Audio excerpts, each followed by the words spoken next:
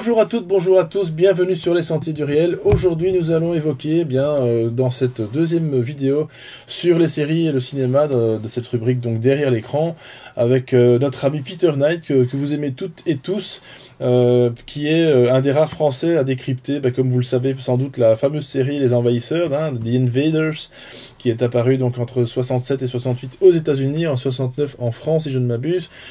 Série d'ailleurs créée par Larry Cohen, qui s'est allée sur 43 épisodes. Donc après Star Trek aujourd'hui, on va un petit peu évoquer tout ça. Il y a plusieurs informations que Peter a envie de nous partager, parce qu'il n'y a pas que les Envahisseurs, il y a effectivement il y a plusieurs séries, voilà, qui donc laissent ci et là des secrets, des codes cachés. Bonjour Peter Knight, comment vas-tu? Bonjour Alexis, c'est très bien, je vais très bien. Moi je continue toujours mes investigations sur Hollywood, et donc je l'ai appris par des francs-maçons de haut niveau Hollywood et chapeauté par le CIA, donc là c'est confirmé complètement par des gens que j'ai rencontrés.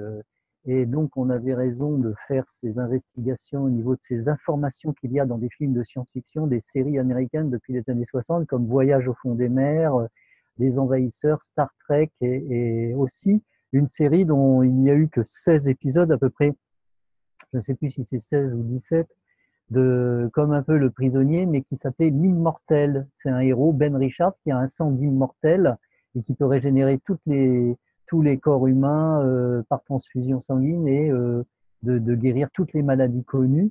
Et ça, ce n'est pas une invention non plus, c'est une recherche d'ailleurs que les nazis faisaient à une certaine époque. Tout est nazi, le CIA de toute façon était de l'alliance nazie en 1945 lors de l'opération Paperclip. Et il faut savoir que Paperclip a mené à des informations secrètes placées dans des comics américains, des romans de science-fiction et des séries et des films de science-fiction depuis les années 50, qui était un des secrets de la guerre froide pour une sublimation de l'esprit à travers ce qu'on appelle MK Ultra, qui avait des sous-programmes de désinformation, mais en même temps de désinformation pour le contrôle, ce qu'on appelle le contrôle de la conscience humaine, afin on vive dans une forme de, de sublimation intellectuelle de l'esprit, et tout ça lié à l'éducation nationale et aux universités qui ne délivreraient pas l'information que nous sommes des anciens dieux avec des possibilités de, de, des capacités de déclencher à travers le corps humain une longueur d'onde électromagnétique depuis l'ADN dans, dans une, comment on pourrait se dire, dans une épreuve de force phénoménale pour changer, se métamorphoser, comme on le voit dans les films de science-fiction et dans les comics américains. Et tout ça, c'est une réalité physique réelle, quoi, toute réelle. Alors moi, la question que je me pose à chaque fois, et peut-être que certains auditeurs se posent, c'est pourquoi nous divulguer à ce moment-là, de manière cachée, dans des séries ou des films, des informations quand même ultra secrètes, j'ai envie de dire, ultra haute, top secrètes, hein, presque en fait. À quoi bon pour le kidam qui lui va aller voir son film et sa série de manière tout à fait, disons basique, hein, sans réfléchir, comme la plupart des gens, je m'excuse, mais c'est vrai.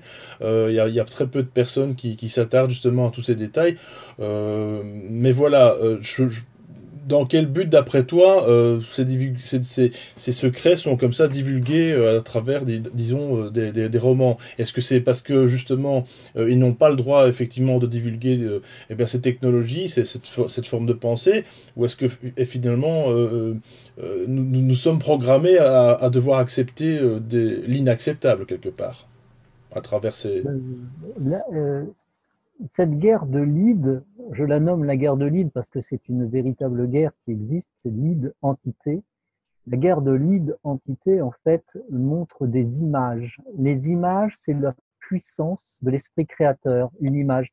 Seuls les artistes, à une certaine époque, pouvaient définir ce qu'était l'intelligence subliminale et qui permettait de transcender notre univers matérialiste.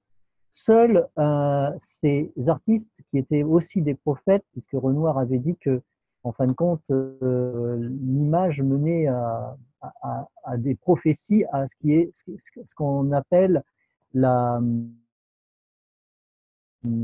la hauteur, qui est une force phénoménale d'existence, c'est-à-dire cette recherche intérieure, c'est ce qui est masqué dans notre civilisation.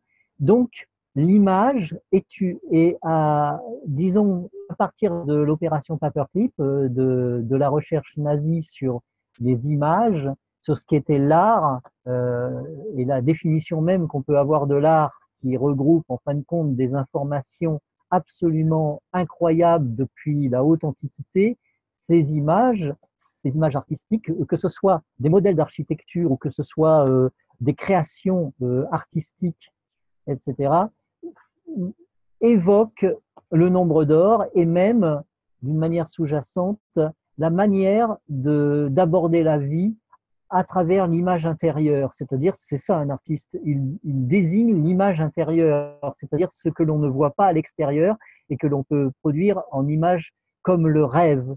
Le rêve, dans l'univers chamanique de haut niveau, il faut savoir que, par exemple, les nazis ont infiltré l'univers chamanique plus haut niveau pour la transformation d'homme en animal. Par exemple, ce qu'on voit dans la série Grimm, c'est une réalité complète. Et d'ailleurs, même les lecteurs de mes livres, etc., peuvent approfondir ce sujet. Bon, je parle de Grimm à l'heure actuelle, comme j'ai parlé des Envahisseurs, comme j'ai parlé de Voyage au fond des mers, comme j'ai parlé d'autres séries comme Star Trek. Maintenant, on en est arrivé à ce qu'on représente nous-mêmes en image, notre propre image. Et c'est ça qui est intérieur, c'est-à-dire la véritable image n'est pas celle de l'homme matériel, l'homme, on pourrait dire presque physique, mais ce qui est ultra physique, qui est idéal, parce qu'il faut avoir cette id en soi pour comprendre comment on génère une forme d'image à travers le rêve. Et ça, c'était les chamans qui le faisaient. Ils se liaient à l'univers animal, à l'univers des oiseaux, l'univers des insectes, pour créer une formidable image qui devient. Donc en fait, c'est non seulement, on dit d'ailleurs, si on voit un épisode de Grimm, où on voit ce qu'est le chamanisme réel, la puissance chamanique, permet de contrôler l'image en permanence et de l'incarner. Ça, c'est une réalité mystique de l'image. Et image signifie magie. On aborde là comme les grands chamans, c'est-à-dire, il y a un chaman, je voudrais dire son nom là, mais je l'ai oublié. Euh, oui, ben je te donnerai le nom de ce chaman. D'ailleurs, c'est une référence à l'heure actuelle dans le monde entier qui dit qu'il n'y a rien de mathématique, tout est magique. Tout est magique, c'est-à-dire image signifie aussi magie parce que c'est par le contrôle de l'esprit, on a ce magie, par anagramme, image magique. Le mage de l'image magique est celui qui devient le sorcier. C'est-à-dire que c'est ce que dit Castaneda, voilà, j'avais oublié son nom. Castaneda nous renseigne à une référence de la vie cosmique au niveau de l'image, qui est une référence de la magie, c'est-à-dire de savoir qui nous sommes. Et il dit que tout n'est que sortilège et quasiment sorcellerie. Et cette sorcellerie de la nature même est magique, c'est-à-dire qu'il faut entrer dans ce corps magique de l'idéal humain qui fait qu'il y a des transformations d'hommes en animaux, comme dans le 19e saison, comme dit Mulder à Scully dans Métamorphose, où les hommes se sont transformés en hommes animal, et ça, ces exemples se retrouvent. Grimm, par exemple, la série Grimm nous conduit à la Schwarzwald, qui veut dire, donc c'est la forêt noire. La première légende, c'est un homme, un chasseur qui va chasser, il voit un loup géant, il va lui tirer dessus, il l'a blessé, donc il suit les traces du loup, il s'aperçoit que c'était un homme transformé, et c'est une réalité, c'est-à-dire un réel événement qui est arrivé en Afrique. Un homme je crois que c'est un homme de la marine, un gradé de la marine, qui suit tout à coup, qui voit une hyène géante, il traque cette hyène géante, il la blesse à la mâchoire, il tire un coup de fusil, il va suivre les traces de sang, il arrive au village, il voit que c'était un sorcier qui s'était transformé en hyène géante. Ça, c'est dans le livre du mystère de Jacques Bergier, dans le dernier chapitre, où il parle de cette métamorphose. Il dit que ce n'est pas la simple lycanthropie psy, mais que c'est une réelle métamorphose. Et c'est le thème, justement, du 19e épisode de la série X-Files, où Scully dit que il s'agit de la lycanthropie, mais justement Mulder dit que non, c'est de la vraie métamorphose, comme le dit dans son livre Jacques Bergier, dans le livre du mystère. On en arrive aux skinwalkers, puisque Mulder dit qu'il y a des Indiens qui se sont changés en homme animal, et en fait c'est vrai, il s'agit de la tribu des Indiens qu'on appelle les skinwalkers. Alors je ne sais plus si c'est les Apaches ou les Navajos, mais c'est ces hommes-là qui ont attiré des forces obscures très noires et qui ont la capacité de se changer en un animal. C'est une dimension magique de la Terre que l'on peut aborder réellement et qui crée des transformations d'homme en animal. Et la série Grimm nous montre exactement ça. Donc, on a des références allemandes, nazies à travers cette série Grimm. Et c'est ce qui, à partir des envahisseurs, ce que j'ai compris, dans les envahisseurs, ces êtres aux petits doigts raides, donc, dont les membres de la pure lignée viking qu'on appelle les werewolves, pouvaient se transformer en loups-garous. Et curieusement, Radio Werewolf, je l'ai mis sur mon Facebook, si tu l'as vu, hein, puisque c'est toi qui devais avoir ça. Je ne sais plus si c'est toi qui avais Radio Werewolf sur ton site. C'est pas toi, donc c'est quelqu'un d'autre. Je l'ai pris parce que Radio Werewolf, si vous le voyez, donc je l'ai mis, hein, les werewolves donc de la série Les Envahisseurs se retrouvent dans la série Grimm, on appelait les Bloodbad, qui sont des hommes loups, des loups-garous. Et ces loups-garous cette tribu d'Indiens peuvent se transformer en loups, peuvent se transformer, on appelle ça les skinwalkers, on peut voir ça sur Internet. Et c'est la capacité de se transformer en homme animal. Et on voit ces hommes animaux, ça a été repris par Edgar Cayce, qui a parlé de ces animaux qu'on appelait les choses, qui étaient dirigés par les aristocrates de l'Antiquité atlante, et qui fait que on les a trouvés sur les temples sumériens, assyriens, babyloniens, etc., des hommes animaux, donc des hommes à tête de loup, à tête de chien, à tête d'anubis. J'ai moi-même vu, quand j'étais petit, ces hommes à tête d'anubis. Ils m'éloignaient d'une porte souterraine, et cette porte souterraine était faite d'une sorte de métal qui ressemblait à du bronze. J'entendais des cris et des lamentations derrière. C'était l'enfer de la terre, quoi, très certainement. Et il y avait 2 falaises crépusculaires. Je pouvais entrer par un champ de force qui me permettait d'entrer dans ce monde. Et je voyais ces hommes à tête d'anubis venir vers moi et me dire des insanités. J'étais petit, ça me créait une peur atroce. J'étais obligé de partir et en fait, j'ai compris beaucoup plus tard dans mes investigations que ces hommes à tête d'animaux, dont un épisode de Grimm les montre ces hommes à tête d'anubis. Un des épisodes de Grimm, c'est la réalité. Ces hommes à tête d'anubis existent réellement. On les voit donc sur les temples égyptiens, etc. Et on en parle très bien. On voit même un ancien film d'un homme qui se change en tête d'anubis dans cet épisode de Grimm. Et c'est incroyable, mais c'est la vérité. Je crois que c'est la 3e saison où on voit ça, dans la 3e saison. Et c'est très important d'en parler parce que les werewolves de la série Les Envahisseurs, avec la griffe qui présente entre l'âge de 40 et 50 ans, la griffe celtique, c'est une réalité. J'ai même rencontré dernièrement un antiquaire il m'a montré, il disait qu'il était membre de la pure lignée viking, il m'a montré le crochet que formait son petit doigt raide. Et c'est une réalité absolument incroyable. Et là, donc ça, c'était une réalité de la série Les Envahisseurs. Et bizarrement, j'en viens à un thème des envahisseurs, puisqu'on parlait de la série Les Envahisseurs pour présenter cette série. C'est l'affaire de Haravilliers, où un paysan est emmené dans un disque volant, il voit un homme à tête d'aigle. Dans la série Grimm, on voit un homme à tête de faucon. Et ça, c'est le 13e épisode, je crois, où on voit cet homme à tête de faucon. Et tout ça, ça va étonner des tas de gens, mais ça n'étonnerait pas Castaneda, le fameux maître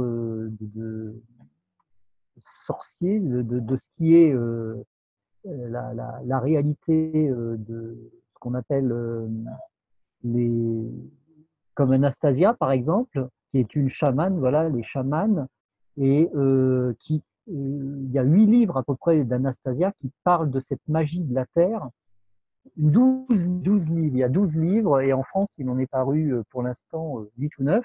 Et il faut se mettre à comprendre que la Terre ne fait pas partie d'un plan de science mathématique, mais d'une magie profonde et universelle, et qu'on doit nous-mêmes approfondir notre être pour voir que nous sommes des êtres totalement magiques. Notre image est magique et nous sommes infinis au niveau de cette magie. C'est pour ça qu'il faut se relier au cœur, parce qu'il n'y a pas de connaissance intellectuelle à travers ça. C'est beaucoup plus subtil encore, cette connaissance. Elle est subconscientielle et elle est phénoménale. Voilà. Ça fait partie de cette connaissance qu'ils ont à Hollywood. Oui, et je ferai d'ailleurs une petite aparté sur un manga, donc une BD, une bande dessinée japonaise que j'avais lu il y a bien longtemps, qui est sorti en 72, en 72, enfin bon, moi j'étais pas né à ce moment-là. C'est Osamu Tezuka qui avait donc sorti un manga qui s'intitule Kiri Hito. Enfin, je mettrai de toute façon une image en ce moment. Et ça m'a rappelé ça parce qu'effectivement, donc il y a une maladie en fait qui est atteinte, qui est propagée dans un village. C'est apparemment aussi, alors là ça n'a rien à voir avec ce que tu dis, mais entre autres les hommes se transforment en loups également.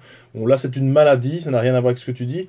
Mais ce qui est intéressant, c'est qu'à un moment donné, dans le manga qui est en 4 volumes, il y a, je crois, un scientifique qui dit au héros principal, voilà, tous les loups que tu vois ne sont pas forcément des animaux.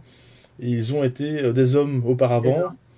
Ouais, Et je donc comprends. c'est assez étonnant de voir ça dans un manga, parce que voilà, il n'y a pas qu'Hollywood, il y a aussi l'Asie qui nous propage certaines informations. Enfin voilà, donc c'était une petite aparté, mais c'était vraiment pour appuyer, disons, ce que tu es en train de dire, parce que voilà, donc c'est quand même... Mais c'est même si important que les werewolves que j'ai identifiés dans la série Les Envahisseurs, et dont la soucoupe est celle de Nikola Tesla, le disque volant qui atterrit devant sa Ford Galaxy. Ford, il faut savoir qu'il était pro-nazi complètement, celui qui a fait les Ford. Et la Ford Galaxy, c'est un message pour nous faire comprendre en réalité que les messages subliminaux apportés dans la série Les Envahisseurs, qui semblent être extraterrestres, sont en fait font partie de la Terre, c'est-à-dire de la Terre magique. Que ce soit l'énergie libre qui passe à travers le corps humain et qui mène à cette magie, c'est-à-dire à l'ouverture des nexus de lumière en soi, de l'énergie libre, c'est-à-dire de la lumière du soleil intérieur, quoi, le microcosme, l'univers du soleil microcosmique qui déclenche l'illumination ou la mise en marche du circuit imprimé de l'homme universel. C'est ce secret que les nazis ont recherché et se sont fait appeler les werewolves. Et si on regarde le message de ce groupe de rock Radio Werewolf que j'ai mis sur ma page Facebook, on comprendra qu'ils n'utilisaient que la magie noire. Ils le disent eux-mêmes, qui amènera à ce qu'on appelle l'asservissement de l'humanité pour une forme d'antidémocratie et de destruction de l'homme euh, dans, dans ce complot. C'est-à-dire, on peut découvrir qu'Hollywood fait partie du complot au niveau de la guerre de l'image, mais qu'ensuite, les mots, le verbe créateur a été changé par le star system au niveau des chanteurs de rock depuis les années 50-60 pour en arriver à dire des paroles sataniques et qui sont inscrits dans le phénomène d'MK Ultra pour la mise en place d'une espèce d'entité diabolique à travers le corps humain qui sont dans les paroles que vomissent les chanteurs de rock. D'une certaine manière, je dis bien vomir parce que ce n'est pas le verbe créateur, c'est le verbe sous couvert d'un satanisme, comme l'annonce glorieusement, on le voit, le groupe de Werewolf, de Radio Werewolf. Quand on voit ce qu'ils disent, on comprend tout notre devenir et ce qui s'est passé à travers la guerre froide, la drôle de guerre qu'on appelait, qui était la guerre psychotronique et psychique, c'est-à-dire non seulement qui mêlait l'image à travers Hollywood et le star system, les chansons, c'est-à-dire les paroles. C'est incroyable de voir ça et de découvrir ça, parce qu'on en arrive dans l'ufologie à ce même niveau. Par exemple, on parle, j'ai lu là dans le dernier Top Secret, qu'on parle d'un général qui doit venir, un général, le grand général en chef.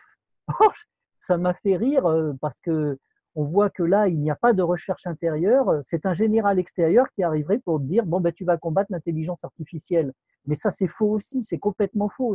D'ailleurs, c'est la dernière lettre qu'il y a dans le courrier des lecteurs de Top Secret, qui est le numéro 99, qui annonce la venue d'un général. Alors, on ne sait pas qui est ce général. Enfin, c'est pas Roxoker de toute façon, hein. Mais c'en est d'autres, certainement. Mais quelque chose d'autre vient à travers l'ufologie pour nous dire la même chose que ces chanteurs ou que les radio werewolf. Et là, c'est très grave parce que ça définit que l'ufologie, c'est le CIA maintenant, à travers tout. À travers tout. Il faut bien comprendre ça. L'intelligence artificielle, ça n'est pas celle qui domine l'homme. D'ailleurs, l'homme n'est pas le virus humain. L'homme n'est pas un virus humain. C'est l'intelligence qui est un virus qui cherche à s'introduire dans l'homme. C'est bien pour ça qu'on veut lui mettre la puce, etc. L'homme est l'antivirus, et que j'explique un peu cette pensée-là pour comprendre ce que signifient ces séries, les envahisseurs, etc. Pourquoi on nous montre ça? Tu m'as demandé pourquoi. Parce que ça hypnotise l'image. À partir du moment où tu t'identifies à l'image, tu vas être comme, je dirais, mis en place pour le complot psychotronique des valeurs qui sont inverses à celles que tu représentes. C'est-à-dire les envahisseurs, qu'est-ce que c'est? Mis en exergue devant David Vincent. Bon, David Vincent va être le héros qui va contre-attaquer, mais un homme contre-attaquer l'intelligence artificielle des envahisseurs, puisqu'ils ont un corps artificiel. Bon, ça s'annonce comme ça. Ça s'annonce qu'il y a un héros, David Vincent. Vincere veut dire vaincre, comme Léonard da Vinci. Vinci veut dire vaincre, mais Léonard, c'est le lion. C'est Léonard veut dire le lion qui va vaincre. Mais David Vincent, c'est pareil, c'est David, qu'on veut dire en hébreu, le bien-aimé qui va vaincre. Mais toutes ces notions qu'on a en arrière-plan, c'est qui sommes-nous réellement face à ça? Qui sont les envahisseurs? Qui est David Vincent? Qu'est-ce que ça veut dire? Qu'est-ce que ça veut dire Star Trek aussi pour Spock, l'amiral, le capitaine Kirk, etc. Tout ça est un langage spécifique et qu'il faut bien comprendre pour comprendre qui nous sommes, nous, vraiment en train de regarder ces séries. C'est ça la vraie question. Or, on en vient à Nikola Tesla, d'ailleurs, qui est l'image, photographiée sur Top Secret numéro 99. J'en parle depuis très longtemps, comment on appelle ça, de la science électropulsée de Nikola Tesla, qu'on retrouve dans Les Envahisseurs, avec les anneaux de Dotto, Gianni Dotto qui avait créé, qui ressemblait d'ailleurs au régénérateur des Envahisseurs, mais qui, il faut savoir ce que c'était que ce régénérateur de Gianni Dotto qui ressemble à ceux des Envahisseurs, ça réorientait le champ magnétique humain. Tout était basé sur le champ magnétique de la Terre et de l'être humain. Forcément, il y avait un mariage entre le champ magnétique de la Terre. Mais pourquoi Nikola Tesla cherchait ça? Parce que finalement, on en arrive à la série Grimm, il faut retrouver en soi l'homme de feu électromagnétique, celui qu'on voit dans les comics américains et dans un des épisodes de la série Grimm qui se nomme le Phénix, qui a brûlé Rome, soi-disant que Néron aurait commandité à un des hommes phénix, de brûler Rome. Le corps électromagnétique est le véritable corps que recherchaient les Celtes, c'est-à-dire l'être de foudre. Ça, je l'ai déjà expliqué dans 3 Top Secrets, puisque j'ai collaboré avec Roxoker avec ça, dans 3 Top Secrets magazines. C'était un été où on a parlé de ces super-héros, Flash avec l'éclair, comme je t'en ai parlé aussi, Black Bolt, c'est-à-dire des Inhumains qui a 2 éclairs et une petite antenne, une mini-onde de Tesla qui capte les électrons et qui se charge d'une puissance super électronique pour voler dans les airs, etc. Tout ça, c'est une réalité concrète de l'homme universel qui est à l'intérieur de soi et qui finit. Donc, je vais reparler de Grimm parce que l'abbaye de Grimbergen, ça commence par Grimm, et c'est en Belgique une abbaye qui, dans les années 1600, à force elle avait brûlé 3 fois cette abbaye, et le blason des moines de l'abbaye de Grimbergen était le phénix, l'homme de feu à tête d'aigle. Donc, curieusement, Grimbergen, voilà. Et la bière de Grimbergen, on voit sur la publicité, on voit le phénix. Mais ils avaient bien ouvert une brasserie dans les années 1400, 1500, ces moines, enfin, quand ça a brûlé, ils avaient bien ouvert une brasserie. Mais ce n'est pas la brasserie qui est mise en cause là, c'est le secret du Christ Horus, c'est-à-dire KRST de la gnose, Horus, qui est l'homme à tête de faucon, mais qui est la projection de l'homme à tête d'aigle, de l'être de feu électromagnétique que l'on a en soi. Le circuit imprimé que Bruce Lee voulait déclencher à une certaine époque, c'était l'être de feu électromagnétique, c'est-à-dire qui est tellement véloce qu'il amène à ce que la matière soit dynamique, dynamisée par la vélocité électromagnétique. Ce que recherchait, il voulait maîtriser Nikola Tesla. Il voulait maîtriser son propre corps de feu électromagnétique, Nikola Tesla. Il était bien au courant de ce qu'était le Christ. Et si l'on suit son premier discours qui est sur Internet, le premier discours de Nikola Tesla, qui était très important, dit qu'on est tous des Christ. Donc il n'y a pas un général qui va venir pour lutter contre l'intelligence artificielle. C'est de là que vient la véritable gnose. Et c'est à cela qu'on est tous rattachés, que ce soit toi, moi, Roxoker et les autres. C'est à cela qu'on est rattaché. On n'est pas rattaché à un homme qui va venir à l'extérieur. Tout est à l'intérieur. Et là est le secret de tout ce que toi et moi on recherche et d'autres encore comme Roxoker, etc. Mais maintenant, il faut interpénétrer l'homme universel qui est un être de feu électromagnétique. C'est ça qui fait peur aux gens. Oui, et c'est surtout ça qu'on est en train de nous bassiner avec je m'excuse, hein, encore une fois, on l'a déjà répété, du foot, toutes ces saloperies qu'on nous met à la télé, tous ces merdias auxquels les gens, cette politique qui est vraiment une perte de temps finie, hein, pour l'instant. On est vraiment en train de nous éteindre complètement. De toute façon, l'humanité, pour moi, n'existe plus. Elle est déjà endormie, mais comme tu dis, voilà, il suffirait simplement, enfin, il suffirait entre guillemets, hein, parce que bon, il s'agit pas peut-être d'un claque comme ça, mais voilà, c'est de devenir un super saiyan. Voilà, pour ceux qui connaissent Dragon Ball, c'est vraiment ça. Si vous connaissez, si tu connais un petit peu l'imagerie de Dragon Ball, de Sangoku, voilà, où vraiment il y a ce super saiyan, donc cet être supérieur que nous avons tous finalement enfoui depuis très longtemps. Et je pense que c'est ça qui fait peur aux élites, les élites de l'inférieur fini, parce que c'est ce que je dis, ils ne sont pas supérieurs, ils sont inférieurs, mais ils sont supérieurs par la force négative malheureusement, et c'est là qu'ils ont peur, parce que si on se réveille, nous sommes de vraies bombes atomiques quelque part en fait. L'effet, c'est-à-dire que ce qu'on appelle la révolution socio-culturelle qui arrive en ce moment, est, va transcender le socio-culturel. C'est-à-dire que ce qui est une révolution, comme je ne sais plus quel philosophe avait dit que l'évolution passe par la révolution.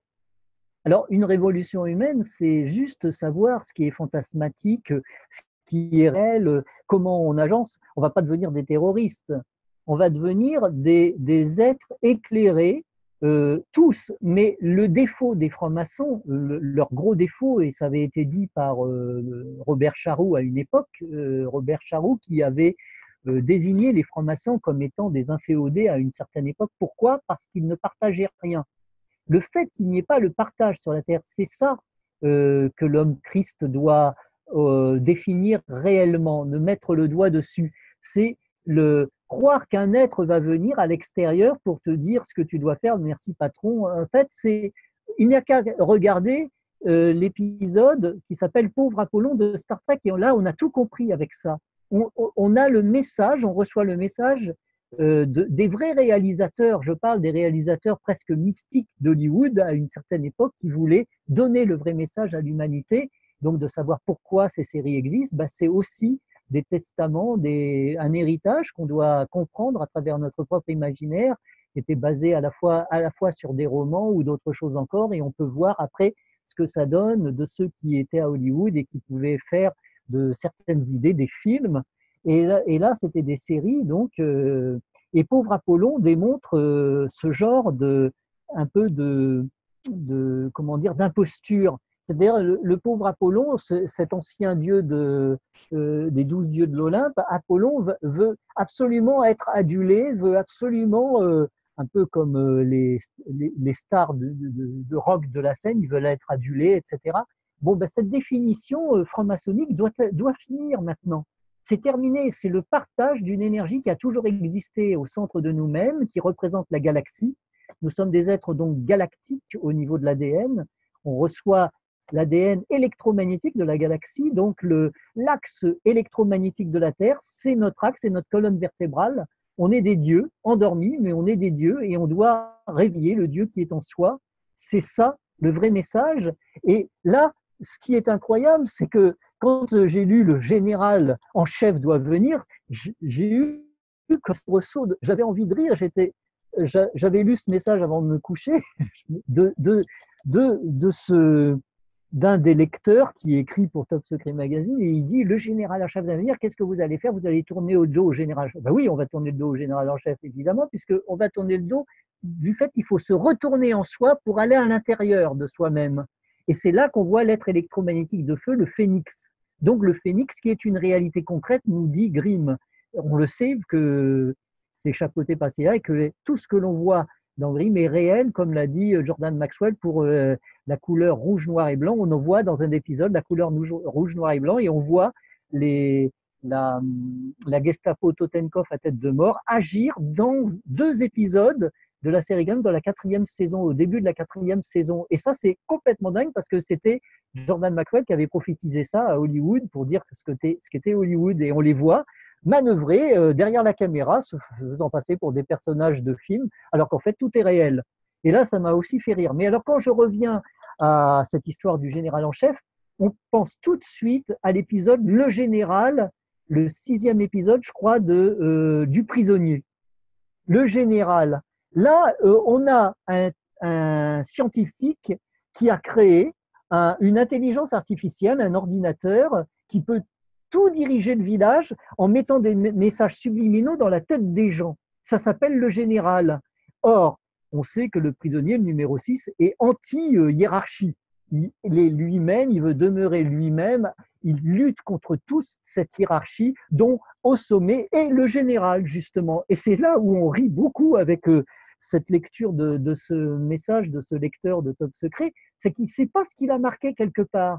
Il veut absolument aduler une personne à l'extérieur alors qu'il doit se tourner en lui-même pour voir qui il est vraiment. C'est ça d'ailleurs le message, le véritable message du prisonnier, des 16 épisodes du prisonnier, de savoir qu'il faut rester soi-même. Donc voilà, alors là on est en plein dans la partie subliminale de ce qu'a entraîné les messages de Top Secret, c'est-à-dire qu'en réalité, j'en reviens à l'intelligence artificielle, à la fin, le prisonnier va lutter lui-même cérébralement contre cette intelligence artificielle en simplement mettant une question. Donc, il met une carte dans l'ordinateur, il a posé une question, le prisonnier, pour lutter contre cette intelligence artificielle, et il va détruire l'ordinateur. Et évidemment, le concepteur, celui qui a créé cette intelligence artificielle qu'on appelle le général, lui-même va mourir avec l'ordinateur, avec cette information qui n'est pas une information. Il dit simplement, le numéro 6 dit, on lui a dit, un des chefs du village lui dit: mais qu'est-ce que vous avez mis comme information dans l'ordinateur pour qu'il explose comme ça et que meure le concepteur de l'ordinateur? Et il dit: j'ai simplement posé cette question, quoi? Une question insoluble, quoi? Pourquoi? Parce qu'elle ne fait pas appel à l'intellect, parce qu'il n'y a pas d'explication intellectuelle. C'est ça la réalité. Et dans le livre d'Adam, d'ailleurs, le premier livre d'Adam, il est marqué quand il pose la question Adam pose la question: c'est quoi, justement? Donc, à Dieu. Donc, c'est quoi? Donc, en fait, l'homme universel, c'est lui-même. Et la question qu'il se pose, c'est la question qu'il se pose à lui-même, en fait. Et tout ce qui est apparent est détruit avec cette question, parce qu'elle n'est pas intellectuelle.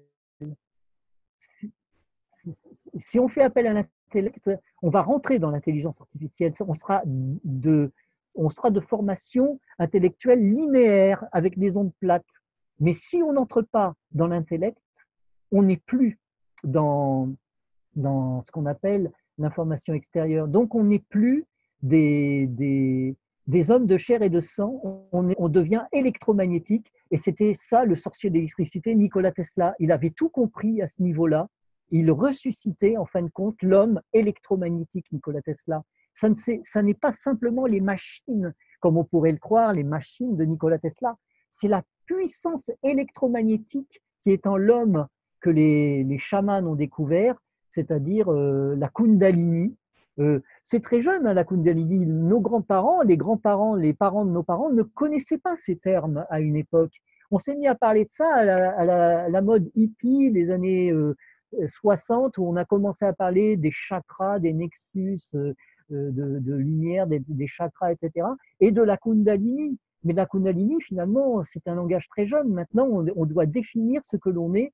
Et j'ai su, curieusement, par un ami donc, qui s'appelle, je ne le dis pas son nom, et qui dit qu'il a eu un message d'un de ses maîtres, un maître qu'il a connu, et qui avait dit qu'au Vietnam, les maîtres qui avaient généré la Kundalini, c'est-à-dire la force électromagnétique, c'est-à-dire à la verticale, hein, c'est pour l'alignement de tous les chakras qui sont en 7 jours de la semaine, qui sont liés aux 7 jours de la semaine, que j'ai découvert dans mon deuxième tome, ce que j'ai mis dans mon deuxième tome, les chakras, donc, qui génèrent le déclenchement de la Kundalini, c'est-à-dire l'axe de la Terre qui passe par la colonne vertébrale, et qui est le champ électromagnétique de la Terre, le phénix, quoi, de feu électromagnétique. En fait, ces maîtres avaient développé ça, et en réalité, des agents des services, les Nord-Vietnamiens, des agents des services de l'armée, quoi, les Nord-Vietnamiens, qui ont tué ces gens qui possédaient la Kundalini. En réalité, c'est une chasse à l'homme. Ça veut dire qu'il y a une chasse à l'homme qui pourrait déclencher sa Kundalini. C'est ça le vrai secret de la guerre froide et de ce qui était MK Ultra et des tueries qu'il y a eu sur les mystiques dans des temples, etc., pour pas que l'homme génère la Kundalini. C'est ça le véritable... C'est d'ailleurs pour ça que Gandhi est mort et d'autres encore sont morts à cause de ça. Si on passe par... On ne doit pas passer par l'intellect, donc on ne fait pas référence à l'intellect ni de quelqu'un qui va venir à l'extérieur. On fait référence à celui qui vient de l'intérieur et celui qui crée la chaîne de feu électromagnétique autour de la Terre et qui s'auréole de ce feu électromagnétique, c'est l'auréole, c'est-à-dire la charge d'une puissance électromagnétique, c'est une réalité magique de l'être galactique.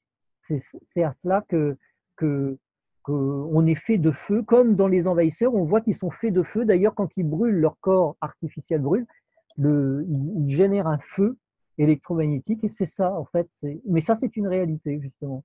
Oui, et ce que tu dis confirme quelque part ce que Marc Gray avait dit dans une émission précédente sur la ferme exo-humaine qu'il nous a présenté il n'y a pas très longtemps, où nous sommes en fait du bétail finalement d'une certaine manière électromagnétique. On est une source d'énergie pour certaines entités dites négatives dans cette matrice. Et en fin de compte, voilà, on se laisse finalement bouffer, sucer cette énergie. Qui est beaucoup plus puissante et qu'on pourrait effectivement transcender. Mais si on ne la transcende pas, ben on reste au titre de bétail, quoi. Voilà, donc en réalité, là où on n'est pas un bétail, où on devient comme le numéro 6, c'est-à-dire individuel, etc., il ne faut surtout pas se regrouper pour croire en une personne à l'extérieur. Ça, c'est le vieux mythe du Messie qui est complètement caduque. En réalité, c'est s'individualiser pour trouver par les différentes strates que l'on a en soi de l'être mystique, les différentes dimensions proposées par l'intuition, qui fait qu'on interpénètre les couches atmosphériques du Dieu de feu électromagnétique que l'on représente. C'est cela l'intérêt de la recherche. C'est ça qui fait que notre matière existe et qui enferme comme un coffre le secret des dieux, c'est-à-dire le feu central qui génère la lumière d'un soleil microcosmique intérieur. Et c'est ça qui fait que nous représentons l'unité de carbone valide pour la métamorphose en diamant, en Dieu aimant, comme je l'ai dit toujours, c'est-à-dire que cette métamorphose, par compression, parce que là, évidemment, quand on interpénètre notre être, on interpénètre l'être galactique. On doit le représenter, on est l'ambassadeur de cet être galactique. On le parle comme un ambassadeur. On ne se prend pas pour Dieu, évidemment. On devient l'ambassadeur de quelque chose qui est galactique. Ça n'est pas interdit, je suppose, puisque on va parler du système solaire, on est un agent du système solaire, on a le soleil, par réflexion, par pure réflexion. Bon, comme je l'ai dit, le soleil n'est pas un artifice comme le racontent les histoires de la Terre plate, c'est pas un artifice. Le soleil, j'ai ressuscité, moi, des papillons qui étaient comme morts, raides, et je les ai mis au soleil, ils ont ressuscité. Les abeilles, j'ai fait la même chose pour les abeilles. Elles étaient raides, mortes au bas d'une fenêtre qui est dans le couloir à côté de chez moi. Et en fait, si je les reprends, je les mets au soleil, quelques minutes après, elles ressuscitent. Pourquoi? Parce que le soleil est la fameuse entité universelle qui montre ce que l'on est à l'intérieur. Il y a un échange entre microcosme, l'être solaire à l'intérieur, et les véritables vikings qu'on avait découvert des momies vikings, où elles avaient un soleil imprimé sur les tempes, parce qu'elles avaient généré la radiation solaire depuis l'être intérieur qui est un soleil intérieur, qui rejoint le soleil extérieur en fait. Donc, si on peut penser à la puissance magnétique de l'être solaire, on a un potentiel super magnétique que l'on voit dans les comics américains comme des super-héros comme Sue Storm, par exemple, qui est John Storm dans Les 4 Fantastiques en France. Sue Storm, et Sue Storm, c'est deux S, c'est les deux éclairs d'Odin, en fait, par sublimation de l'esprit. Si on voit l'univers subliminal, on sait qu'elle génère un champ magnétique autour d'elle et elle peut devenir invisible. Ce champ magnétique a été étudié et c'est un champ magnétique qui a été qui a créé un phénomène d'intrication quantique au niveau de l'Elride dans l'opération Philadelphia.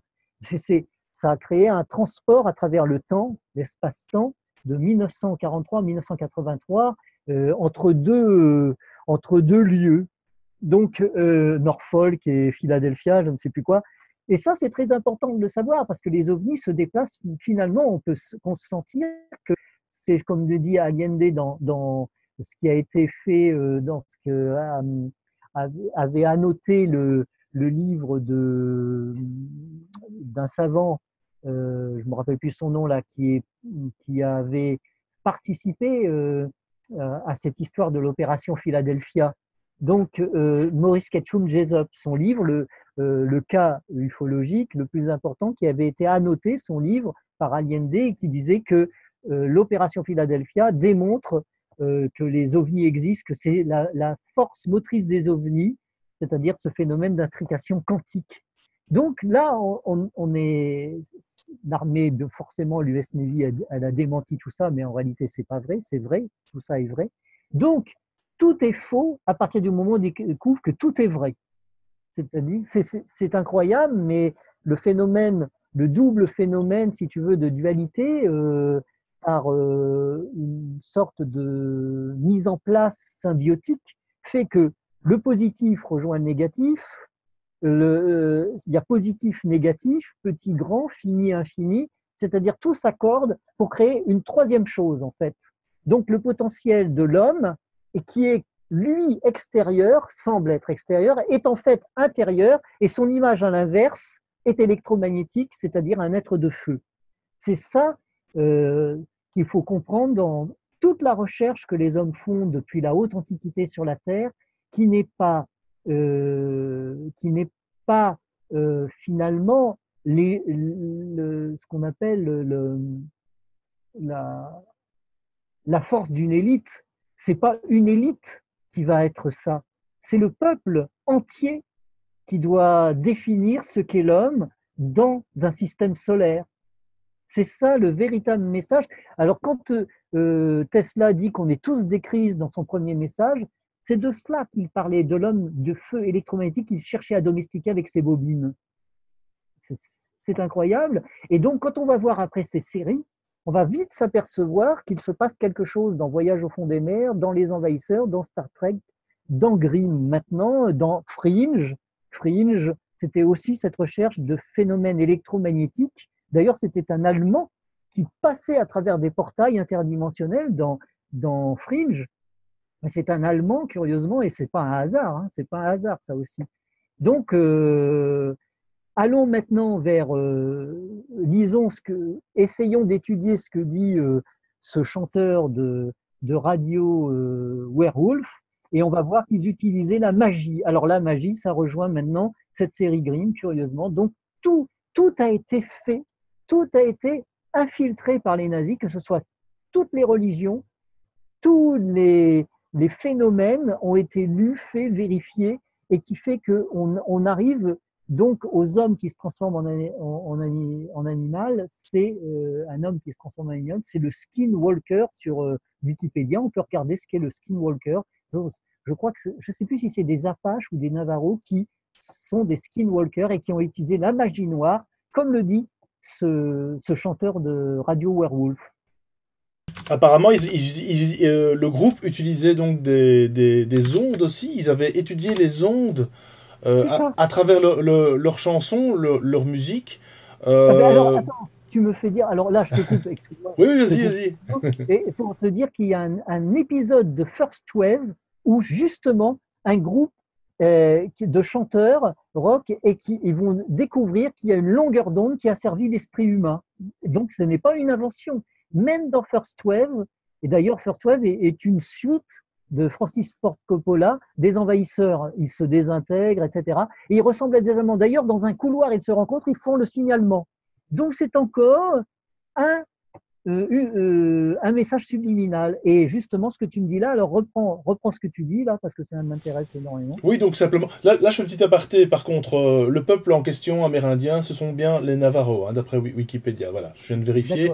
Mais donc, pour revenir au groupe, oui, Radio Werewolf, qui effectivement, maintenant, je me souviens, tu avais partagé donc cette vidéo sur ton Facebook, avec ce type-là épouvantable, enfin bon, bref, ce chanteur qui apparemment est devenu un petit peu dans l'oubli, hein. Donc il y vit toujours, mais bon, bref, ce groupe a un petit peu été un petit peu oublié, mais encore une fois, ce n'est pas parce qu'ils sont oubliés qu'ils ne sont pas proactifs.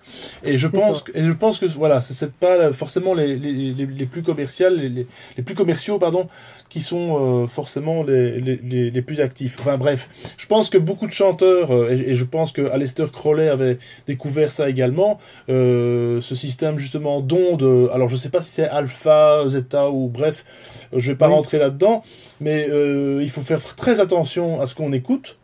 Et à la limite, si on l'écoute en conscience, se dire non, ça ne m'atteint pas, faire une bulle de protection, parce que je pense qu'il y a également moyen, mais ça c'est un autre débat, de filtrer toutes ces informations. Parce que justement, quand on prend conscience de tout ça, à ce moment-là, le message est transformé, il est filtré, la magie est cassée, je dirais. Il y a une... Parce que tu sais très bien, Peter, comme moi, que l'émotionnel est une des pires armes que l'on peut utiliser contre un être, parce que l'émotionnel ouvre des brèches qui justement vont te permettre de rentrer dans le subliminal, hein, pour ne pas faire de grandes logorées. C'est vraiment ça, oui. Oui, parce que l'émotionnel, le plan de l'émotion, ça a été découvert par Bruce Lee, c'est l'eau. L'eau dans l'Antiquité, d'ailleurs, c'est dit dans Grimm, encore une fois dans Grimm, l'eau était très étudiée en tant que symbole, comme le Triskel, etc., et d'autres encore au niveau. Il y a plusieurs symboles de l'eau. L'eau, c'est le plan de l'émotion, et c'est ce que cherchait Bruce Lee. Il disait qu'il fallait être comme l'eau. Et en fait, l'émotion est générée par l'atrabile. L'atrabile, ça s'appelle. Donc, l'atrabile, c'est pas ce qu'on nous dit. On parle de la bile noire à l'heure actuelle. Alors, je ne sais pas si ça vient des Américains, je ne sais pas si Top Secret filtre tout ça, je ne sais pas comment on gère ça, Rocksucker gère ça. Mais l'atrabile, c'est le côté de l'émotion, mais euh, ce qui fait que ce qui pourrait devenir noir, mais qui ne l'est pas dans l'alchimie de notre être quand on entame un processus de recherche intérieure.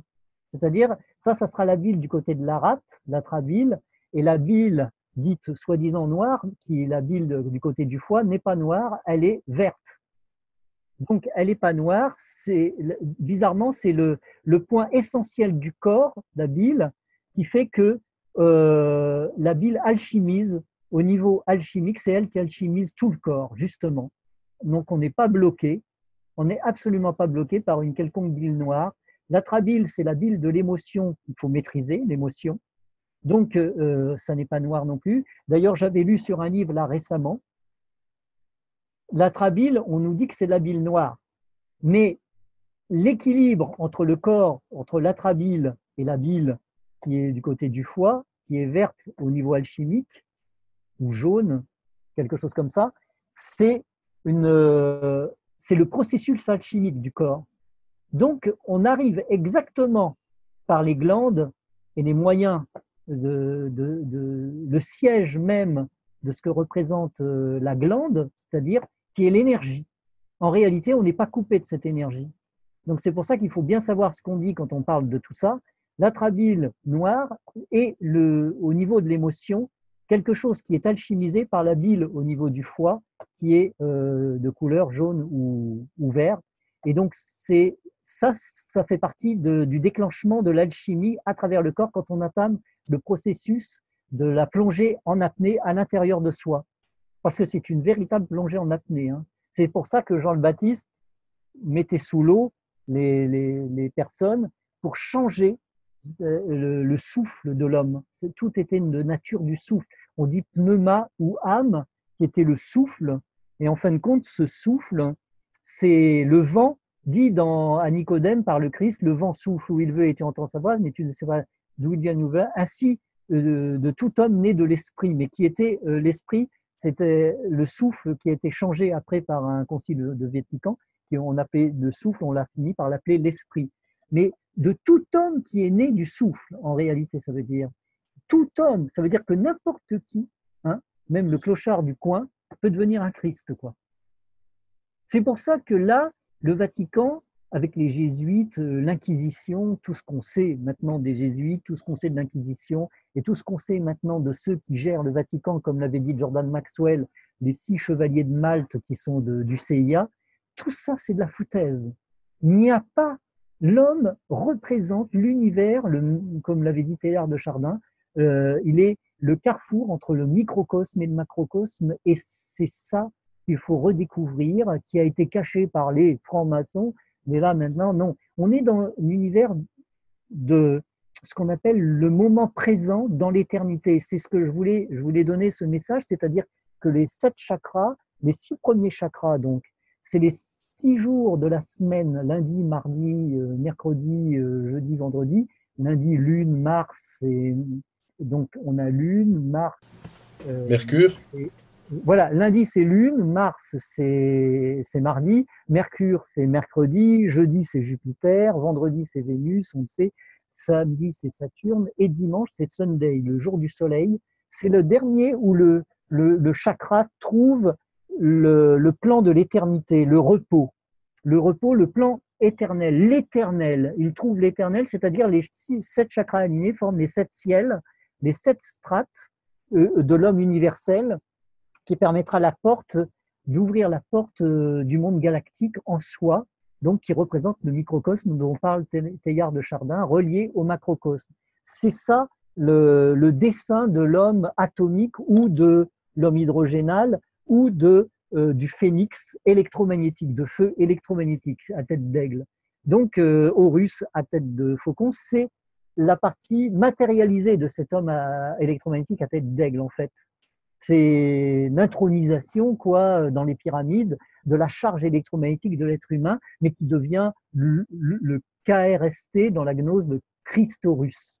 Donc, le Christorus est selon les moines de l'abbaye de Grimbergen, le fameux phénix. En fait, on en revient à Grimm, qui représente ce phénix. En fait, on tourne. Et la charge électromagnétique des werewolves aux petits doigts raides dans la série Les Envahisseurs, c'est bien la charge de l'être de feu que l'on a en soi, quoi.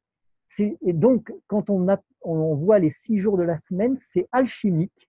Les 6 jours représentent la création en 6 jours, plus le septième, le jour du repos, qui est toucher l'éternité en soi, l'être de feu électromagnétique. On arrive à le fusionner à travers. Donc, la création est bien faite en 6 jours, quoi.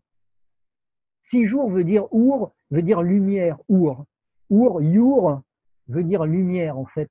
C'est nos 6 ou 7 lumières alignées formeront le dessin, le schéma complet de l'être Dieu, de l'homme Dieu, qui est en soi. Mais on ne s'appellera pas pour ça le général ou l'amiral. Non, non, mais évidemment, on ne va pas le dire. On est tous les Christ, donc on doit partager cette notion. D'ailleurs, le moine d'Arès, là, celui qui voulait parler d'Arès, Christ d'Arès, il disait qu'on est tous des Christ. Le Christ d'Arès, c'était ça, l'évangile du Christ d'Arès qui est vendu en livre. Moi, j'en ai reçu 2 de ces livres, on m'a envoyé ça, mais j'ai pas besoin. Je sais très bien que l'enseignement n'y vient pas du Vatican, il vient de l'ancienne civilisation qui était, on pourrait dire, en rassemblant toutes les notions de religion, l'être galactique, quoi, l'être de lumière. C'est ça que recherchait le Bouddha, c'est ça que recherchait le Christ, c'est ça que les différents Christ, il y en a eu plusieurs, c'est ça qu'il faut comprendre, et c'est ça que recherchait le Nikola Tesla, le vrai Nikola Tesla avec Vivekananda. Quand je parle du vrai Nikola Tesla, je veux dire l'homme en lui-même qui était devenu le sorcier de l'électricité, où il pouvait manipuler des boules de foudre de 50 000 volts sans être désintégré. C'est ça la réalité de tout ce que l'on voit dans les séries qui nous rapportent l'être inimaginable, l'être galactique, etc. C'est ce qui transcende de loin, d'ailleurs, toutes les séries, de découvrir ce que l'on est vraiment, quoi, en fait, face à ces séries. Oui, et c'est pour ça qu'il est important de s'y replonger, parce que en redécouvrant ces séries, chers auditeurs, si avec toutes les choses qu'on développe sur les sentiers du réel, je pense que voilà, il faut ouvrir effectivement ce sixième œil, comme je dis à chaque fois, cette espèce de d'autres lectures qui existent, parce qu'il y a plusieurs lectures, on le sait bien, dans un roman, dans une série, et comme dirait mon ami Céleste, avec qui on a fait justement un direct, un live, sur le paranormal notamment, lui il disait qu'effectivement un artiste qui ne met pas des informations dans son art est un charlatan. Voilà. Ben voilà, c'est ça, c'est vrai. L'art, en fin de compte, je me suis rendu compte quand j'ai vu ces êtres à tête d'Anubis quand j'étais jeune, j'avais une trouille terrible de les voir descendre de 2 falaises crépusculaires. C'était incroyable à regarder comment ils m'insultaient et tout. C'était pour m'éloigner de la porte de l'enfer. Donc c'était des protecteurs en réalité, ces Anubis. Et là, on voit dans la série Grimm un peu cette affaire-là. On voit que des hommes qui avaient vraiment des têtes d'Anubis, donc certainement Edgar Cayce parlait de ces hommes à tête d'animaux qu'on appelait les choses, qui étaient gérés par des aristocrates qui sont devenus plus tard cosmocrates, hein, des cosmocrates, et pas obligatoirement bons, hein, pas obligatoirement bons. Donc ils sont petit à petit, il y a eu une déchéance de l'information, il y a eu un blackout sur l'information, non, même peut-être avant l'empire d'Ashoka. Et de ce blackout où l'empereur d'Ashoka ne donnait plus d'informations au peuple. Donc c'est pareil pour les gouvernements, ils ne donnent plus d'informations au peuple, ils veulent garder ça entre francs-maçons. Mais c'est, disons, maintenant, tout est libéré, tout se libère, il n'y a plus rien à... On doit devenir comme un enfant naturellement, il n'y a pas de puissance, on ne va pas devenir le Messie, etc. Tout ça, c'est fini. On est maintenant des hommes... il faut voir les étoiles comme étant une patrie. La patrie, c'est pas simplement la France, là, ou les États-Unis. Tout ça, c'est fini, tout ça. On est galactique, on est un agent du système solaire, plus on doit voir que notre patrie est galactique. Et là, on commencera à comprendre les différents niveaux de conscience que l'on interpénètre et ce que représentent les planètes en tant qu'entité, les différentes planètes, que ce soit du système solaire ou d'autres systèmes solaires, de constellations ou de galaxies.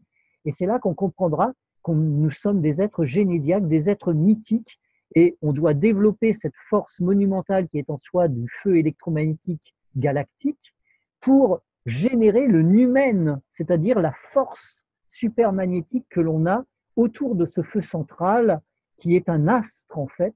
nous représentons, il n'y a pas besoin d'être une star d'Hollywood, nous sommes vraiment des stars, c'est-à-dire on est une étoile en microcosme, on est une étoile qui doit tout à coup euh, imploser et générer la longueur d'onde à travers les terres. C'est ça le vrai message, et c'est ça le verbe, le logos solaire, c'est ça. C'est incroyable, mais il faut découvrir ce qu'on est. On est un astre. Et cette joie de découvrir qu'on est comme un astre, on enverra le message à toute la nature qui en avait besoin et l'homme se libérera face aux forces obscures qui s'éteindront puisqu'elles auront voulu le pouvoir à tout prix et noircir le tableau à un niveau tellement dingue qu'elles se seront imposées une sorte de malédiction. D'ailleurs, je l'ai dit là, j'ai mis ça sur la page Facebook, il y a un message des manuscrits de la mer Morte qui dit que celui qui fait trébucher est l'objet d'une malédiction. Il saura pas quelle est cette malédiction, il ne la verra même pas. Il faudra qu'il se délivre de ces malédictions en partageant avec ses frères. C'est ça la réalité centrale de tout le nom universel à l'heure actuelle, du véritable Christ, où même le Vatican qui se garde l'or, qui se garde tout, qui représente cette notion noire de l'existence, qui n'est plus galactique à ce niveau-là, qui n'est plus interstellaire, le Vatican qui propose, sans doute avec une société secrète, de dire que c'est à l'extérieur, il y a eu un Christ, mais toi, t'es rien, t'es qu'un pauvre pécheur. Ça, c'est faire trébucher l'humanité. C'est ça l'objet de la malédiction. Voilà. Et je pense que voilà, ce sont des thèmes qui reviennent à chaque fois sur la chaîne, mais je le dis à chaque fois, je pense que le but premier ultime, ce serait justement eh bien, d'en arriver à ce stade de transformation tel un papillon et de ne plus revenir ici sur cette terre, dans cette dimension, parce que une terre, voilà, c'est encore autre chose, mais c'est une dimension dans laquelle nous sommes tous emprisonnés, et comme le prisonnier, je pense qu'il faut quitter ce grand village qui nous emprisonne justement cette évolution, parce que l'homme ultime, comme tu le décris, entre guillemets ultime, n'a plus sa place ici. Il n'a plus... Exactement. Voilà. Je veux dire que ce que j'ai découvert, on parle du prisonnier. Le prisonnier dans l'épisode Le Général, euh, en voulant sublimer l'esprit humain, en créant une sorte de malédiction sur l'esprit humain, en le fermant, le village voulait régner sur les hommes, quoi. Et c'est ce qui se passe pour le nouvel ordre mondial. L'ordre nouveau, c'est l'ordre nouveau ancien d'Adolf Hitler. C'était l'élite qui voulait juste arriver, les H, les fameux H, qui veut dire haine aussi, entre guillemets, au niveau subliminal, les fameux H, Himmler, Hitler et tous ces d'autres gens qui s'appelaient H, etc. C'était des gens de l'élite qui représentent le village. Et le village, donc, dans le prisonnier, le savant regrette de s'être lié au village qui a créé l'intelligence artificielle. Ce savant regrette et lui-même va dire un discours, il va cacher il voulait dire aux habitants du village avant de se faire tuer, donc les dirigeants du village voulaient condamner ce savant qui avait créé une intelligence artificielle qui devait sublimer l'esprit humain par des messages subliminaux. Et il dit détruisez le général. Alors au début, on se dit, mais alors le général c'est lui qui doit apporter de cette connaissance, etc. Mais il faut détruire le général, et c'est le savant lui-même qui dit ça. Porteur du message lui-même, carrément. Porteur du message, comme dans l'ufologie à l'heure actuelle. Le porteur du message va dire lui-même qu'il faut détruire le général, qui lui-même est le général. Et on s'aperçoit en fait que c'est l'intelligence artificielle, tout bêtement. Donc, il faut se rendre compte de ce message important dans le prisonnier qui était réel, en fait. Détruire le général, qui est l'intelligence artificielle. Donc, j'imagine que ceux qui, à l'heure actuelle, veulent gagner de l'argent sont obligés de se mettre avec l'intelligence artificielle et tapotent toute la journée, pendant des heures, pour soit écrire des livres, soit ceci. Mais il faut qu'ils détruisent ça. Ça veut dire qu'on doit détruire une partie de ça qui est en soi maintenant liée à cette intelligence artificielle. Ça va très très loin. Ça veut dire que la Terre doit retrouver ses droits au niveau de la nature, qui est la matrice naturelle et non pas la matrice artificielle. Et c'est bien ça qu'il faut séparer le bon grain de livret. Quand on comprend qu'on est du feu central galactique, on devient très naturel. Là, on comprend qu'on porte l'héritage de la galaxie non pas sur ses épaules, mais en soi. On ne le porte pas comme un esclave, on est roi. El Raïs veut dire roi, El Rey, El Raïs, c'est Israël, le roi. Le roi est en soi. Quand on demande au Christ qui es-tu, il dit je suis roi. Et alors ça étonne les Romains. Mais non, l'Empire romain, c'est vraiment un empire de francs-maçons, quasiment, on peut dire. En fait, c'est des loges particulières, un assemblage de quelque chose qui vient de la Grèce antique, qui vient de l'Égypte antique, qui a un mélange des dieux, etc., qu'on retrouve aujourd'hui. C'est exactement, on est au même niveau, même dans l'ufologie, on est à ce niveau-là. Alors les gens qui se disent, ben, je vais devenir le roi, je vais devenir le grand général, etc., en fait, ils sont porteurs du germe qui est celui qui contamine tout le monde, justement, puisqu'on est tout le temps avec Internet, on est tout le temps avec ça. Et il va falloir détruire le général. C'est là où ça me fait rire, parce que j'ai eu cette révélation sans faire exprès, parce qu'à force de méditer, parce que je fais du yoga, je fais du sport, et en apport avec ça, je vois non seulement ce que ça transporte dans l'inconscient, les messages, et en lisant Top Secret, on s'aperçoit de ce qui est non seulement qui pourrait être un apport dans certains messages, mais qui finalement se contre lui-même dans d'autres formes d'inconscience, c'est-à-dire que finalement la machine apporterait de l'argent à celui qui fait des livres, à celui qui fait des revues, à celui qui fait ceci et cela, mais on va s'apercevoir qu'en fin de compte, au final, on est infiltré par la machine et qu'il faut détruire le général. Non. C'est là où ça prend un sens absolument fou. Et là, ça me fait penser à un épisode de Amicalement Vôtre. C'est pareil, dans Amicalement Vôtre, il y a beaucoup de réalité où Brett Sinclair est enlevé pour devenir un agent de l'ombre pour tuer un milliardaire qui possédait certainement beaucoup d'informations. Ce milliardaire, pourquoi faudrait-il le tuer à part ça? Donc, Danny White va aider parce qu'il a perdu la mémoire, Brett Sinclair, et il a été automatisé. Il est devenu un automate d'une forme d'intelligence du CIA, et donc Danny White lui dit mais oui, mais maintenant ils ont beaucoup de méthodes psy qui permet de changer un être humain en une espèce de zombie, quoi, une espèce d'automate. Et là, il dit il faut savoir ce que tu as de spécifique, qu'est-ce qui fait que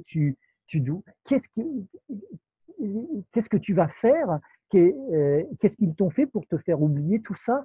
Et ils vont découvrir donc finalement qu'effectivement c'est un de ses meilleurs amis, un milliardaire, il va le tuer lui-même. Brett Sinclair va devoir tuer, il est commandité pour tuer lui-même, donc il faut arrêter le complot avec un message subliminal dans son cerveau. Il y a un message subliminal, je ne sais plus si c'est une sonnerie de téléphone, ah non, c'est un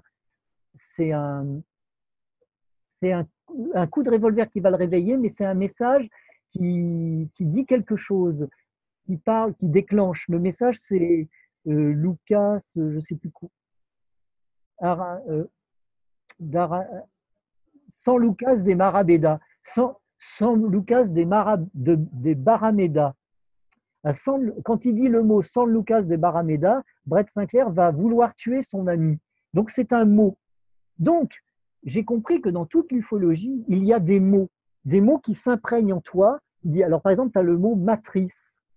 Tu dis matrice, tu vas croire que tu es plongé dans la matrice artificielle. J'ai rencontré des gens qui sont complètement malades de cette matrice artificielle. Ils ne peuvent plus générer le courant électromagnétique de leur colonne vertébrale, la Kundalini, ils sont morts. Ça brûle.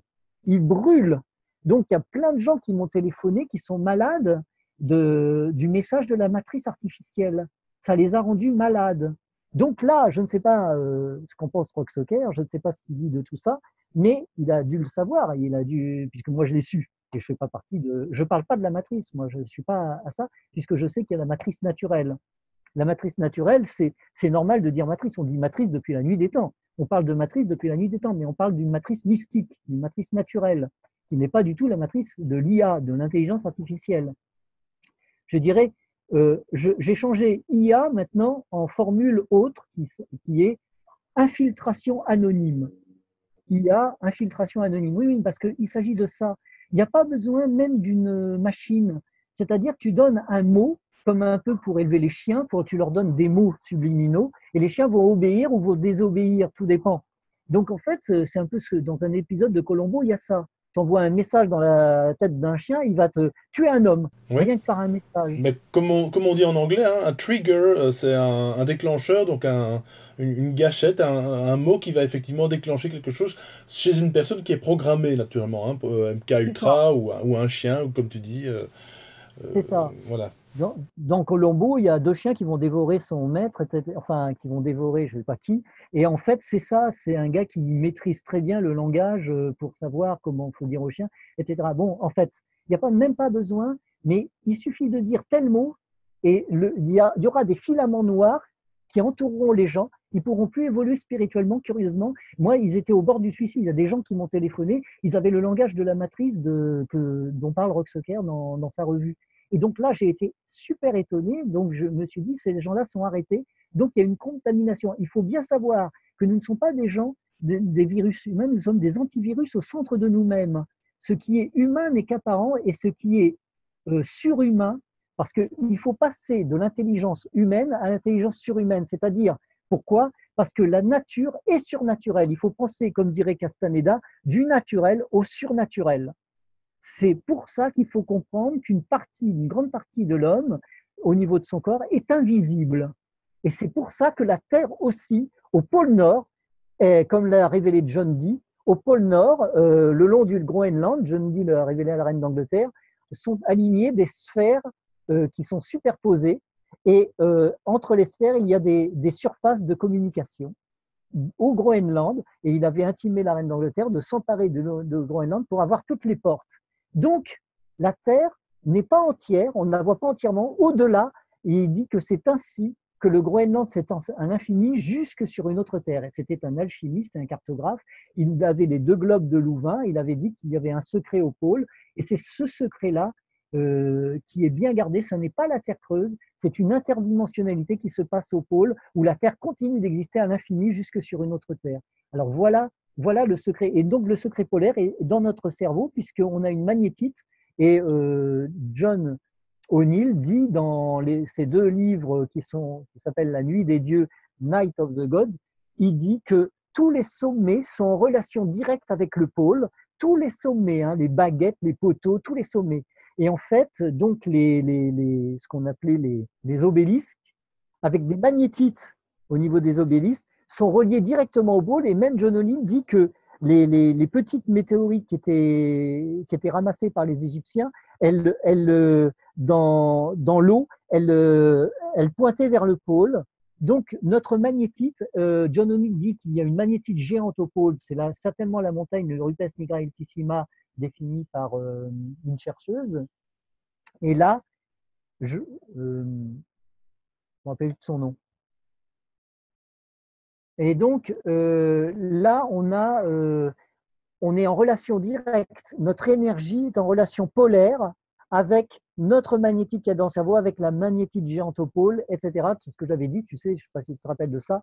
Et donc, on peut générer un champ magnétique avec le corps humain, c'est-à-dire que la tour Eiffel, j'ai même découvert qu'il n'y avait pas que la tour Eiffel. Donc, Tesla a travaillé avec Eiffel, Jules Verne aussi, mais je ne sais plus si c'est le quatrième homme, si c'est Edison ou Marconi, j'en sais plus rien. Mais à la poursuite de demain, c'est dit par George Clooney, justement. À la poursuite de demain, il faut voir ce film parce que c'est George Clooney qui révèle que Eiffel a travaillé avec Tesla. Donc, c'est une antenne Tesla qui crée l'interdimensionnalité. Donc, j'ai compris que dans les deux albums qu'il y a en ce moment, les fantômes de Tesla, il faut acheter 2 albums de bande dessinée. Les 3 fantômes de Tesla, ça s'appelle. Et les 3 fantômes de Tesla, tu vois en haut de l'album, tu vois l'Empire State Building avec des éclairs qui partent de l'antenne de l'Empire State Building. Alors j'ai compris en voyant juste ce petit logo que l'Empire State Building qui a été édifié, ouvert, je crois, si pas en 1931 ou quelque chose comme ça, eh bien en fait cache une technologie de Tesla dans l'antenne au sommet. Donc crée une interdimensionnalité, c'est-à-dire une membrane cristalline vibratoire qui génère un autre ciel et une autre terre que l'on ne voit pas, celle dont parlait John Dee à la reine d'Angleterre. Et comme par hasard, je ne sais pas si tu es au courant, il y a plusieurs tours Eiffel, enfin reproductions de tours Eiffel dans le monde, hein. Il y en a quelques-unes, je ne sais plus où exactement. Il y en a C'est une, la même chose. il y en a une en Chine, il y en a une, Oui, à Las Vegas peut-être, j'en sais oui, rien. quelque chose comme ça. Mais voilà. Donc peut-être que si ça se trouve, en reproduisant cette même onde de forme et cette technologie, ils peuvent effectivement, ben, à ce moment-là, grillager. Bon, voilà. Alors, ce que j'ai compris, c'est que cette internationalité de Nikola Tesla proposée à travers différentes techniques, technologies même, comme la Tour Eiffel, parce que d'ailleurs son antenne ressemblait au premier étage de la Tour Eiffel quand il voulait créer son disque volant, là, son condensateur discoïdal pour qu'on redevienne ses anciens dieux. Dont on avait perdu la trace, c'était nous-mêmes, quoi, qu'on pouvait ressusciter à l'intérieur de nous-mêmes, cette force électromagnétique. J'en suis le témoin. Moi-même, je suis allé dans un ovni et la colonne centrale diffusait une longueur d'onde électromagnétique que mon corps pouvait capter. Et à ce moment-là, je devenais transparent et moi-même électromagnétique. Il y a un super-héros qui devient électromagnétique avec une certaine longueur d'onde, c'est Doc Savage. Et il charrie de l'or en paillettes dans ses yeux. Et curieusement, les hommes qui descendaient des disques volants vus par George Adamski, donc Kalna, par exemple, une femme charriait de l'or en paillettes parce que c'était le champ magnétique de l'engin qui générait une force électromagnétique à travers le corps. Donc le dispositif, comme par exemple, je dis l'Empire State Building, ça m'a fait référence pour moi dans mon esprit à SOS Fantôme, un building, un building fait d'un matériau très particulier qui génère une onde, une longueur d'onde électromagnétique et on voit apparaître une espèce d'androgyne qui ressemble à David Bowie, interdimensionnel. Ben c'est ça, c'est la réalité ça. Et il lui faut un maître des clés avec une gargouille aux yeux rouges qui va. Et tout ça c'est vrai. On ne peut même pas imaginer que ce qu'on voit est la réalité, des messages subliminaux que l'on voit dans différents films. Donc, c'est la Tour Eiffel, l'Empire State Building représente ce que l'on voit dans SOS Fantôme, une interdimensionnalité conduisant à un monde superposé, fantomatique. Et c'est pour ça que l'album Les Trois Fantômes de Tesla, c'est exact aussi. L'album de bande dessinée Les Trois Fantômes de Tesla. D'accord. Bah, que je mettrai en lien dans la description. Bah écoute, en tout cas, Peter, je ne sais pas si tu as encore quelque chose à rajouter. C'est comme d'habitude très complet.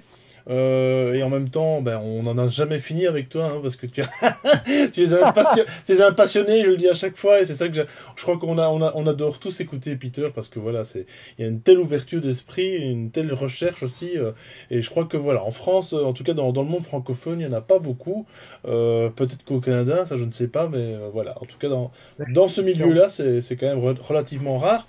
Et puis de toute façon, encore une fois, ben, comme a dit Peter, le message principal, c'est de ne pas croire en personne quiconque que soi-même, en fin de compte. Il ne faut pas aller effectivement attendre le général, il ne faut pas attendre le Messie. Le Messie est en partie en nous, à nous à le découvrir, à nous à le faire surgir, le faire réagir du mieux qu'on peut. Et voilà, de toute façon, il y a plein de choses qui s'expliquent avec le magnétisme, etc. On sait très bien qu'on peut guérir par le magnétisme. J'espère un jour, pourquoi pas faire. Alors là, je sors un petit peu du coq à l'âne, mais avec l'astre qui est le soleil, j'espère un jour faire une émission sur le sun gazing. Je ne sais pas si tu connais un petit peu cette technique qui consiste à fixer le soleil avec les yeux. Moi, Oui, j'avais entendu parler, même les Égyptiens le faisaient. moi, je prétends que le Soleil est on va dire, comment ce que je veux dire, c'est un générateur d'informations. J'ai l'impression qu'on peut recevoir des informations via le Soleil. Enfin voilà, les auditeurs vont me dire encore t'es en train de déconner, Alexis, mais c'est pas grave. Non, non. Donc Non, la voilà. lumière, d'ailleurs, on le sait maintenant au niveau quantique, la lumière, que ce soit des étoiles, que ce soit du système solaire, la lumière en fait est information. La lumière est information. Donc en fait, en réalité, nous sommes des êtres de lumière dans notre gang de chair. Et quand dans la Bible on dit il y a les êtres de chair et de sang, mais ce qui est de Dieu n'est ni de chair ni fait de sang, c'est parce que c'est l'être électromagnétique. Mais l'id est Dieu, l'id est Dieu, donc l'id entité, l'entité id est un être de feu électromagnétique. Et seulement on se délivre, curieusement, quand on regarde la série Grimm, si on voit les 6 saisons et ce que ça veut dire jusqu'à la fin, quand on voit l'homme au bâton, le grand blond, justement aux yeux bleus qui possède le bâton, on en revient à Odin qui arpente les terres du Nord avec son bâton qui représente l'axe de la Terre. le bâton magique des dieux. D'ailleurs, on retourne à ça dans la série, puisqu'il appartient à une autre dimension, la dimension des hommes à tête d'animaux dans la série. En fin de compte, serait donc une réalité concrète. Pour ça qu'ils ont été sculptés sur les bas-reliefs des temples assyriens, sumériens, etc., ces hommes à tête d'animaux, parce qu'il faut comprendre, et égyptiens, il faut comprendre qu'en fait, nous devons devenir universels qu'à condition qu'on ait ouvert notre esprit par amour à la nature des choses surnaturelles. C'est-à-dire, quand je dis la nature surnaturelle, c'est qu'il faut passer par une nature des 4 éléments, donc les synthétiser, les fixer, les cristalliser en soi par l'image du cosmos initial que l'on représente soi-même, intégrant ce cosmos initial. D'ailleurs, il y a un film supérieur à la moyenne qui s'appelait Au-delà du réel de Ken Russell. Je ne parle pas de la série Au-delà du réel, je parle de Au-delà du réel de Ken Russell qui va faire différentes expériences chamaniques pour en arriver à comprendre que l'homme est un cosmos et qu'il peut devenir un proto-humain comme devenir un trou noir, comme devenir un dieu, etc. Ce film est très intéressant dans le sens où il démontre qu'on peut retourner à l'état de singe. Il faut savoir que dans le Popol Vuh, par exemple, on ne dit pas, c'est à l'envers de la théorie de l'évolutionnisme, et ça aussi ça fait rire, de la théorie de l'évolutionnisme, le Popol Vuh enseigne que le singe est un homme déchu. C'est-à-dire qu'il est devenu un singe, l'homme. C'est bien de cela dont il s'agit, et il faut comprendre absolument, puisque c'est là où on comprendra pourquoi Jacques Bergier disait qu'il y avait des singes qui descendaient de disques volants, et que beaucoup de témoins en Amérique du Sud et tout ont vu des hommes singes piloter des disques volants, parce qu'en fait, c'est utilisé par une agence secrète de l'énergie libre qui a utilisé des hommes singes, mais Robert Charroux dit qu'il y a 100 ans, les hommes singes parlaient, travaillaient, priaient, etc. Là, on en revient dans la planète des singes. Donc, en réalité, le Popol Vuh annonce que le singe est un homme qui a été changé, alors soit dans des guerres secrètes, dans des guerres atomiques, on ne sait quoi, depuis Sodome et Gomorrhe, l'homme est devenu un singe et on en pourra toujours attendre qu'un singe se transforme en homme, c'est pas possible puisque en fait c'est l'inverse de la théorie de l'évolutionnisme et on nous met ça comme comme théorie de l'évolutionnisme que le singe doit devenir un homme alors qu'en fait c'est l'inverse. Il s'est passé d'ailleurs Eugenio Siragusa en avait déjà dit, il avait dit que par des drogues et tout on peut transformer un homme en singe. D'ailleurs des radiations nucléaires au Japon ont changé des bébés en hommes singes, donc en bébés singes. Donc en fait, on devient un singe quand on ne suit pas l'évolution cosmique de l'homme universel et électromagnétique, c'est-à-dire le phénix vivant, comme dans un des X-Men, une bande dessinée X-Men, j'ai représenté cette couverture des X-Men, toi tu peux la retrouver d'ailleurs.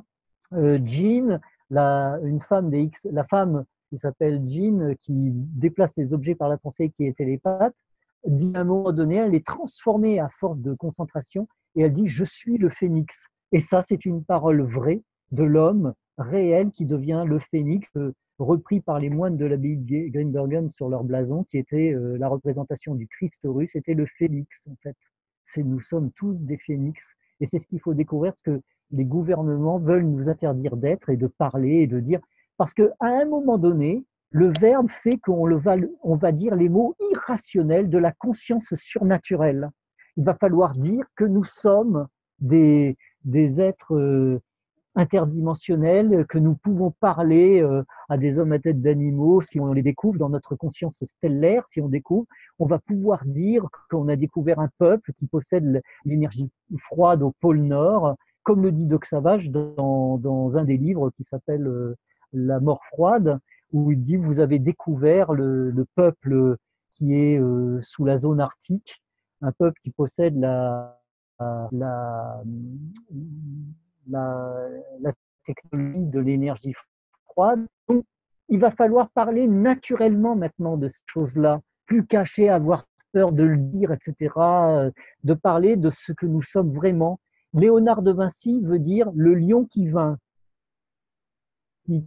Léonard et Vinci qui veut dire vaincre. David Vincent veut dire vaincre, Vincere veut dire vaincre, David le bien-aimé. Il va falloir apprendre à parler comme les comiques américains, ce qu'on trouve dans les phrases qu'on trouve dans les comics américains, Black Bolt, l'éclair de foudre, tout ce qu'il dit en fait, à travers l'évolution secrète de l'homme, c'est maintenant divulgué à travers, si on lit les codes, c'est pour les dire. Si on voit les codes dans les séries, il faut le dire. On parle, on doit avoir maintenant, apprendre à parler le langage de l'irrationnel.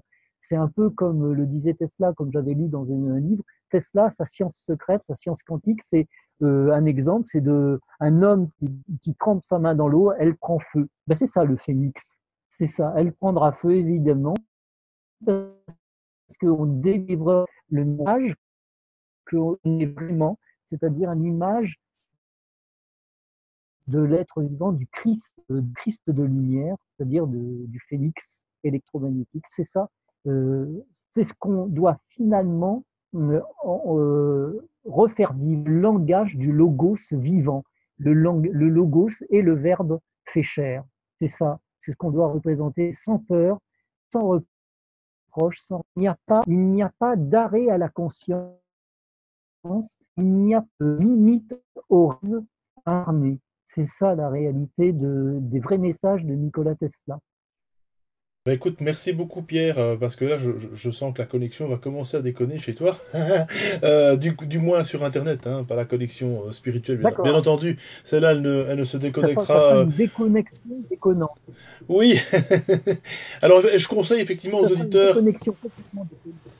Oui, je conseille d'ailleurs aux auditeurs, notamment d'aller aussi également, bah, pourquoi pas, revoir ou voir les épisodes de Capitaine Flamme, qui avait été donc qui est un dessin animé, encore une fois, pas créé par les Japonais, mais surtout qui est basé sur un roman d'Edmond Hamilton, je pense, et que tu dois certainement connaître. Ah, Il y a l'épisode 2 oui. qui lui parle effectivement de régression d'hommes en singes. Donc apparemment il enquête effectivement sur une régression de l'espèce qui touche certains hommes et les transforme en hommes singes. C'est donc sur la planète Denef. Enfin voilà, vous irez voir, c'est l'épisode 2. C'est très intéressant. Encore une fois, il y a toutes des connexions à faire avec toutes ces séries, tous ces Ouais, dessins c'est animés. intéressant ce que tu dis. Ce qui est intéressant ce que tu dis, parce que quand Charlton Heston va dans le futur de l'humanité pour découvrir que la planète a changé, il se croyait dans un autre système solaire. Ça n'a pas suivi. Le scénario n'a pas suivi le livre Pierre Boulle. C'est parce que c'était repris par celui qui avait fait la quatrième dimension, Oui, oui, oui. Rod Serling. Donc, Rod Serling, c'est lui qui a écrit le scénario des films de la planète des singes. Et là, on voit que les radiations nucléaires ont tout changé et que les vrais hommes sont devenus des singes et que dans les cités interdites, les hommes qui étaient des hommes sont devenus des mutants irradiés complètement. Et d'ailleurs, le dieu, c'est la fusée atomique, c'est le missile atomique. Le dieu, il chante ça. Et en fait, en réalité, c'est une caricature de l'homme. Et là, l'homme singe reprend les vraies valeurs religieuses de l'évolution universelle. C'est tout a changé, quoi. Pourquoi? Parce que l'homme n'a pas suivi le plan cosmique et qu'il a voulu devenir le général. En gros, c'est ça, d'une connaissance franc-maçonnique, mais qui n'est pas finalement, euh, qui n'est pas euh, comment dire, qui ne suit pas l'évolution de la nature, c'est-à-dire les quatre éléments. Darwinienne, oui, voilà, c'est ça. Ouais. Voilà. Et les quatre éléments, le cinquième élément, c'est nous-mêmes. Le cinquième élément, nous sommes la terre, l'eau, l'air et le feu, et l'électromagnétisme. C'est ça le cinquième élément. Voilà, exactement, tout à fait.